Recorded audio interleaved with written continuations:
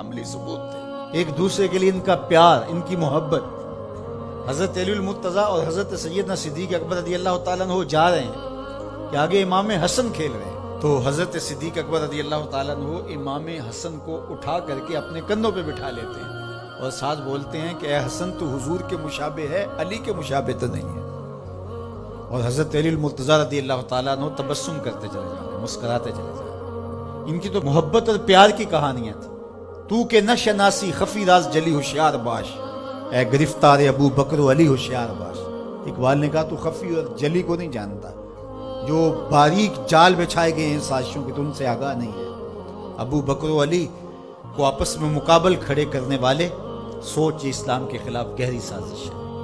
مجھے بتاؤ کہ اگر حضرت سیدنا صدیق اکبر اور دیگر اصحاب کو جو حضور کی تربیت کا جوہر تھے ان کو غلط ثابت کر دیا جائے تو پھر یہ کس پہ حرف آتا ہے؟ حضور کی تربیت پہ حرف نہیں آئے گا؟ یہ سازش تھی اسلام کے خلاف۔ جو یہ بدقسمتی ہے کہ امت ان سے پیار کرنے کی بجائے آپس میں ان کے ناموں پہ الجھ رہی ہے اور یوں گروہوں میں، فرقوں میں تقسیم ہو کے رہ جائے۔ ایک کا پیار دوسرے سے دوری کا سبب بن جائے، یہ کیا ہوا؟ ماں سے پیار کرنے کا یہ مطلب نہیں ہے کہ باپ غلط ہے، اور باپ سے پیار کرنے کا مطلب یہ نہیں ہے کہ ماں سے نفرت کی جائے اور ماں سے دور ہٹ جائے۔ ان کے اپنے اپنے فرائض ہیں، اپنے اپنے منصب ہیں۔ بھائیوں سے پیار کرنے کا مطلب یہ نہیں ہے کہ بہنوں کا انکار کر دیا جائے، بہنوں سے پیار کرنے کا مطلب نہیں ہے کہ بھائیوں کی محبت کا انکار کر دیا جائے۔ اہل بیت کی محبت کا قطعاً یہ معنی نہیں ہے کہ صحابہ پر سب و شتم کیا جائے، اور صحابہ سے محبت کا معیار یہ نہیں ہے کہ اہل بیت کا نام سن کے چیں بجبی ہو جائیں اور چہرے کا جو ہے وہ رنگ بگڑ جائے۔ ہم صحابہ کو بھی مانتے ہیں، اہل بیت کو بھی مانتے ہیں، اس لیے کہ یہ دونوں مشکات نبوت سے پھوٹنے والی کرنیں ہیں۔ یہ حضور علیہ السلام کے فیضان کا عکس ہے، اور صحابہ میں اور اہل بیت میں آپس میں منافات نہیں تھی۔ تو یہ تو رحماء بینہم کا عملی ثبوت تھے، عملی روپ تھے، لیکن ہم ان کے اندر منافات کھڑی کر دی اور ان کو دو الگ خانوں میں بانٹ دیا۔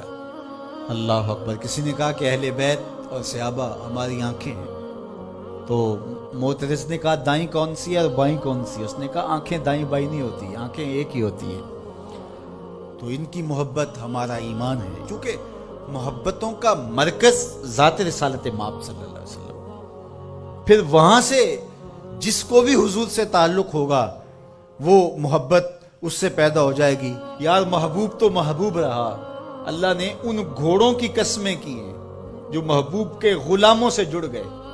قرآن اٹھائیے، وَالْعَادِيَاتِ دَبْحًا فَالْمُورِيَاتِ قَدْحًا فَالْمُغِيرَاتِ صُبْحًا فَأَثَرْنَ بِهِ نَقْعًا فَوَسَطْنَ بِهِ جَمْعًا۔ محبوب تیری ہی نہیں، تیرے غلاموں کی نہیں، تیرے غلاموں کے گھوڑوں کے پاؤں سے لگی ہوئی کھریوں کے ٹکرانے سے، پتھروں سے جو شرارے نکلتے ہیں، میں خدا ان شراروں کی بھی قسم کرتا ہوں۔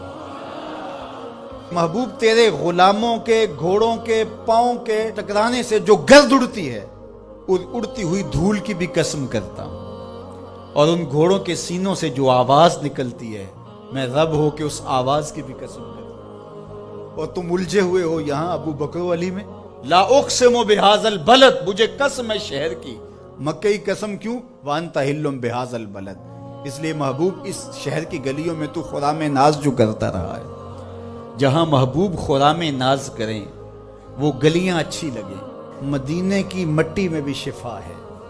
یار جس شہر کی مٹی میں شفا ہوگی، اور شفا ہوئی کیوں؟ اقبال بولا خاک طیبہ از دو عالم خوش ترست، آن خنک شہرے کے آنجا دل برست۔ کہا کہ اس مٹی میں شفا اس لیے پیدا ہوئی کہ یہاں قدم حضور کے لگے، تو وہ ذرے خاک کے بھی شفا بن گئے جن ذروں کو حضور کے شہر سے نسبت ہو گئی۔ تو جس کو جگر کا ٹکڑا کہا، اور جو مزار کا بھی ساتھی اور غار کا بھی ساتھی ہے، تو ان کی عظمت کیا؟ ہم ہوتے کون ہیں کہ ہم جو ہے وہ ان کی عظمتوں کو تولنے بیٹھ جائیں؟ ہماری اوقات، ہماری حیثیت کیا ہے کہ ہم ان کی جو ہے وہ عظمتوں پر بات کریں جن کی عظمتوں کو سمجھنا ہمارے بس کا روگ ہی نہیں ہے۔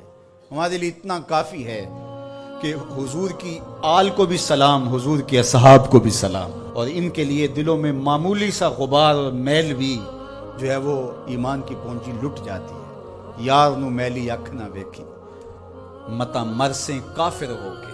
کبھی بھی اپنے آپ کو ایسی بحث کے اندر شامل نہ کرنا جس کا نتیجہ بے ادبی تک پہنچتا. سارا دین حضور کی محبت کا نام ہے، سارا دین ادب کا نام ہے.